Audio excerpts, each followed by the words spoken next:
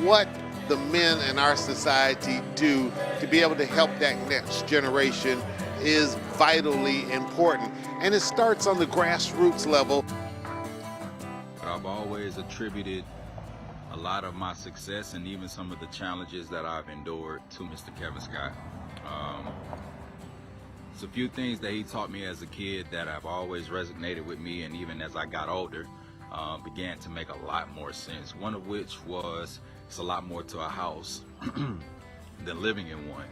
And at the time when he first gave that to me, we were actually washing our house. And so clearly I thought it was just about a house, but now that I'm a 35-year-old man and I have 2 beautiful daughters and a wife, and just being frank, you know, the ups and downs of marriage, I truly have gained better insight as far as what it means to put the work in as far as building your house. Another thing that he's given me is the good outweighs the bad. And I use that in my interactions with people on the daily. I'm an educator. So I do the impossible, if you will, with little on a regular basis. And the reason I'm able to do so is because I keep things like that in my pocket to keep me encouraged in the midst of dealing with low socioeconomic statuses amongst my students, and not to mention language barriers, confidence barriers. Just look at the data, you know, it won't lie to you. And the last thing that he gave me, there was a situation going on, he said, you can't do it for me. And he always encouraged me to be my own man, you know, and set forth my own path, leaving my own legacy, if you will, preparing my daughters for the future. And a lot of that is because of the seeds that he planted within me as a young kid, the meat of which was planted before the age of 13. And not just planting the seeds, but constantly watering the seeds, constantly being put in a situation or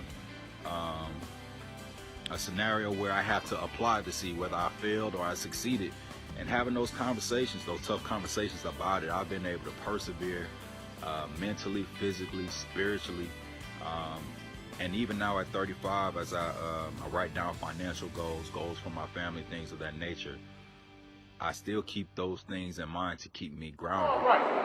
But if your man's telling you that you got to go to class, you're going to put in an application, and if you don't have nobody positive around you reinforcing that, if you got somebody telling you, we need to just hang out, play with women, work there. The type of man that you will grow up to be is what you're working on right now. The type of man you will become is based on the values you have set for yourself right now. If education is not important to you, it won't be important to you 5 years from now. If having a job is not important to you right now, it won't be important to you 5 years from now. The qualities of being an African American male, becoming a man,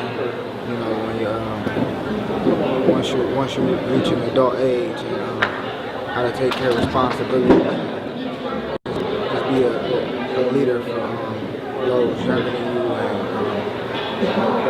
how to be a positive man in your community.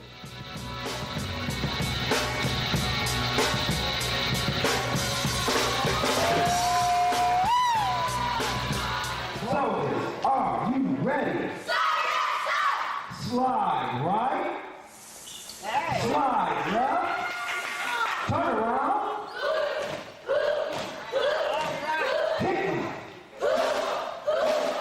Oh, yeah.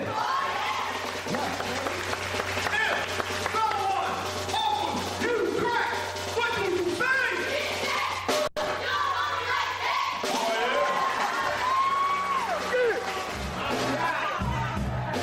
Always. Believe in yourself. Never. Quit.